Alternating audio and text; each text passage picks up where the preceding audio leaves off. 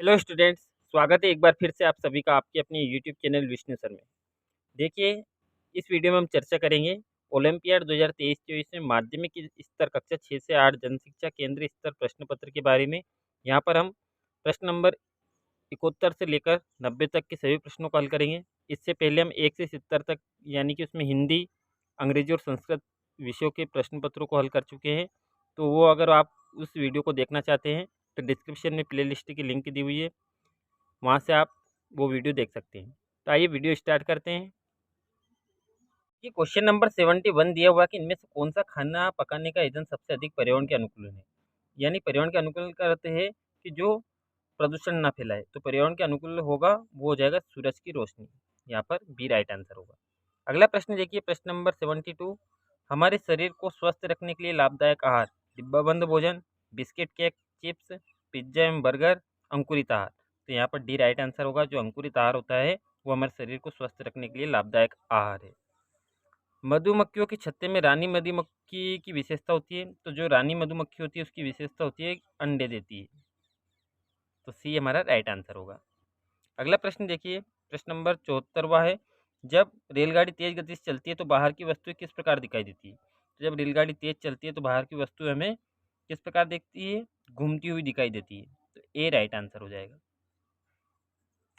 अगला प्रश्न देखिए, प्रश्न नंबर 75वां है।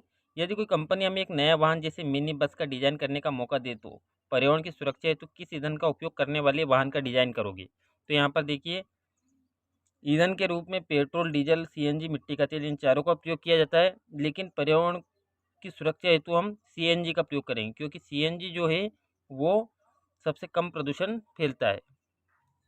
प्रश्न नंबर 76वां देखिए, रात में जागने वाले जानवरों जैसे उल्लू, चमगादड़ आदि को सभी वस्तुओं का रंग दिखाई देता है। तो सभी वस्तुओं का रंग कैसा दिखाई देता है? उन्हें लाल और सफ़ेद रंग। अगला प्रश्न देखिए, नेत्रहीन लोग ब्रेल लिपि में पुस्तकें पढ़ते हैं। तो जो नेत्रहीन लोग होते हैं उनके लिए एक विधि होती है पुस्तकें पढ़ने के लिए, उसको कहते हैं ब्रेल लिपि। तो वो किस प्रकार पढ़ सकते हैं? छूकर, महसूस करके, देखकर या सुनकर, सुनकर या देखकर, देखकर या बोलकर। तो वो छूकर और महसूस करके उस लिपि का प्रयोग करते हैं। तो ये हमारा राइट आंसर होगा। अगला देखिए, यदि सारे जंगल नष्ट हो जाए तो आपके विचार से पर्यावरण पर इसका क्या प्रभाव पड़ेगा। तो अगर सारे जंगल नष्ट कर दिए जाए तो पर्यावरण पर कोई प्रभाव नहीं पड़ेगा। पर्यावरण का संतुलन बिगड़ जाएगा, वायुमंडल में ऑक्सीजन की मात्रा बढ़ जाएगी या पर्यावरण अच्छा हो जाएगा। तो देखिए, सारे जंगल नष्ट हो जाने पर पर्यावरण का संतुलन बिगड़ जाएगा। तो यहाँ पर बी हमारा राइट आंसर होगा। अगला देखिए, प्रश्न नंबर 79 दिया हुआ है। सूर्य के प्रकाश की उपस्थिति में हमारा शरीर बनाता है। तो सूर्य के प्रकाश से हमें एक विटामिन मिलता है, उसका नाम है विटामिन डी। तो यहाँ पर डी हमारा राइट आंसर होगा। विटामिन डी सूर्य के प्रकाश की उपस्थिति में हमारा शरीर बनाता है। प्रश्न नंबर देखिए 80, कॉलम 1 का कॉलम 2 से मिलान कीजिए। तो देखिए, यहाँ पर हमारे पोषक तत्व दिए हुए हैं: कार्बोहाइड्रेट, वसा, प्रोटीन, विटामिन, खनिज लवण, आहार रेशे। तो कार्बोहाइड्रेट और वसा क्या है? ऊर्जावर्धक भोजन है। तो ये पहला हो जाएगा हमारा। प्रोटीन क्या है?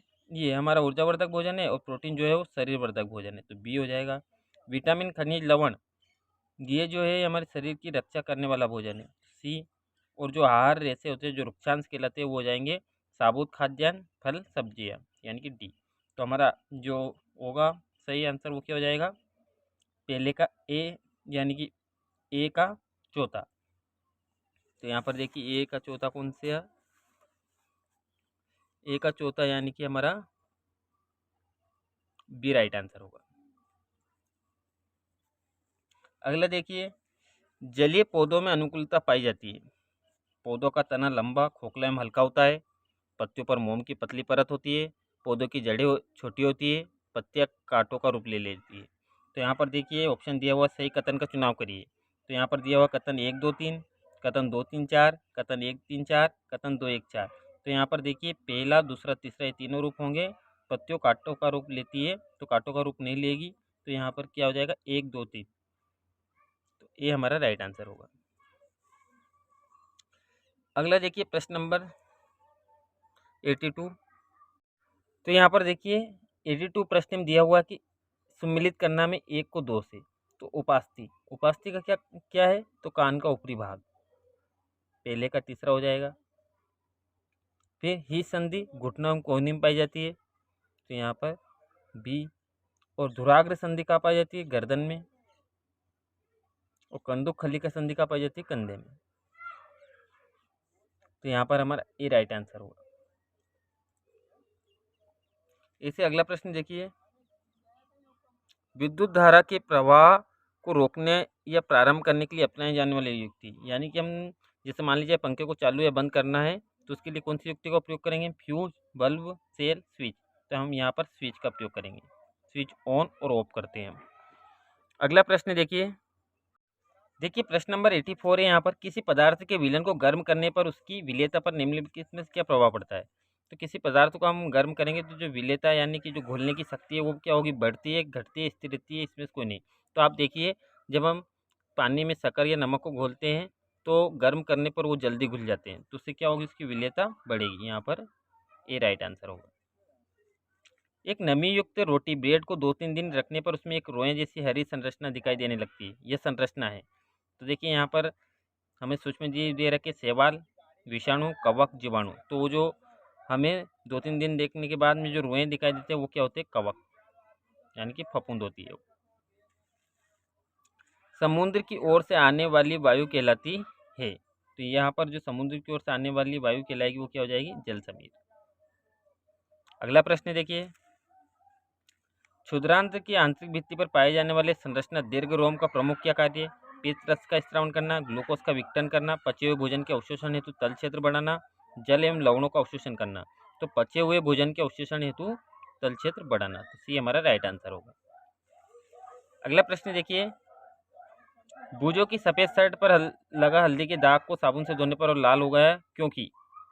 तो देखिए, जो हल्दी का जो दाग धब्बा है वो साबुन से धोने पर, तो साबुन का विलयन उदासीन होता है, साबुन का विलयन अम्लीय होता है, साबुन का जो विलयन होता है वो कैसा होता है, क्षारकीय। तो यहाँ पर सी हमारा राइट आंसर होगा। अगला प्रश्न देखिए, एक चुंबक के एक ध्रुव को दूसरे ध्रुव के समीप लाने पर विभिन्न स्थितियां कॉलम 1 और 2 में दर्शाई गई है। कॉलम 2 में स्थिति परिणाम को दर्शाया गया रिक्त स्थानों की पूर्ति कीजिए। तो यहाँ पर क्या होगा, जब दो ध्रुव होते हैं चुंबक में, उत्तरी ध्रुव और दक्षिणी ध्रुव, यानी कि नॉर्थ और साउथ, जब समान ध्रुव मिलाएंगे हम तो क्या होगा, प्रतिकर्षण। तो पहले में प्रतिकर्षण होगा। जब असमान ध्रुव मिलेंगे, यानी कि उत्तरी ध्रुव या उत्तरी ध्रुव से दक्षिणी ध्रुव और दक्षिणी ध्रुव से उत्तरी ध्रुव मिलेंगे तो क्या होगा, आकर्षण।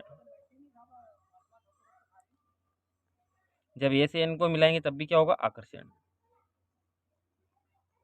और जब यहाँ पर समान ध्रुव को मिलाएंगे, यानी कि साउथ को साउथ से, यानी कि दक्षिणी ध्रुव को दक्षिणी ध्रुव से मिलाएंगे तो क्या होगा, प्रतिकर्षण। तो इस प्रकार हमारे जो ऑप्शन है उनमें राइट आंसर क्या होगा, प्रतिकर्षण, आकर्षण, आकर्षण, प्रतिकर्षण। तो यानी कि सी हमारा राइट आंसर होगा। अंतिम प्रश्न देखिए विज्ञान का, यहाँ पर 90 प्रश्न दिया हुआ है। मैं एक कोशिका हूँ जो रक्त में पाए जाने वाले रोगाणु को नष्ट करता हूँ, मेरा नाम है।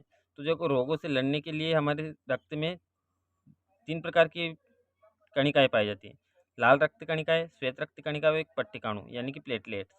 तो यहाँ पर जो रोगाणु से लड़ने का कार्य होता है किसका होता है, श्वेत रक्त कणिकाओं का। तो यहाँ हमारा बी हमारा राइट आंसर होगा। तो देखिए, हमने विज्ञान विषय और इससे पहले सभी विषयों को हल कर रखा है।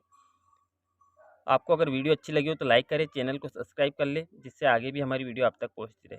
Thank you.